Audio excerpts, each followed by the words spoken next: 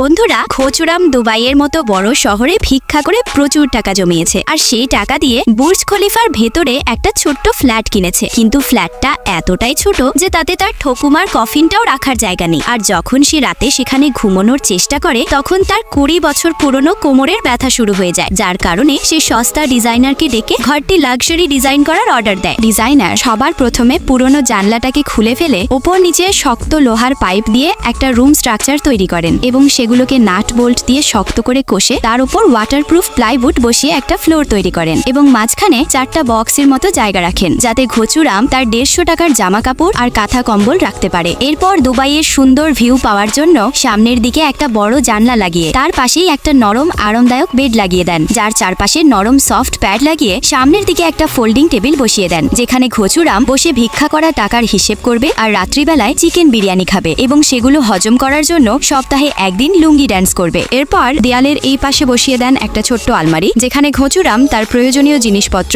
আর রোজকার জামা কাপড় রাখবে। আলমারির নিচে একটা ছোট্ট ড্রয়ারও লাগিয়ে দেন যেখানে খোচু ভাই তার পরে পাওয়া আইফোন চার্জ দেবে। ঠিক তার পাশেই বানিয়ে দেন একটা মিনি কিচেন ক্যাবিনেট যার উপরে থাকবে একটা ওয়াশিং সিঙ্ক আর নিচে ড্রয়ারে থাকবে বাসনপত্র। এরপর দেওয়ালে একটা ওয়াটার সিস্টেম ফিট করে একটা টয়লেট বসিয়ে দেন যেখানে খোচুরাম মাসে একবার পেট সাফ করবে। তারপর পুরো টয়লেটটাকে প্লাইউড দিয়ে ঘিরে তার উপরে রান্নার জন্য একটা ইন্ডাকশন চুলা বসিয়ে দেন। এরপর সবশেষে সামনের দেওয়ালে তেল মশলা রাখার জন্য একটা ছোট্ট ক্যাবিনেট বানিয়ে সস্তা ডিজাইনার রুমটা সুন্দর লুক দেন। কিন্তু লুক দেখার আগে তোমরা যদি তোমাদের প্রিয় বাবা মাকে ভালোবেসে থাকো তাহলে ভিডিওটিতে একটা লাইক দিয়ে চ্যানেলটাকে সাবস্ক্রাইব করে দাও আর রুমটা কেমন হয়েছে তা কমেন্টে জানাও।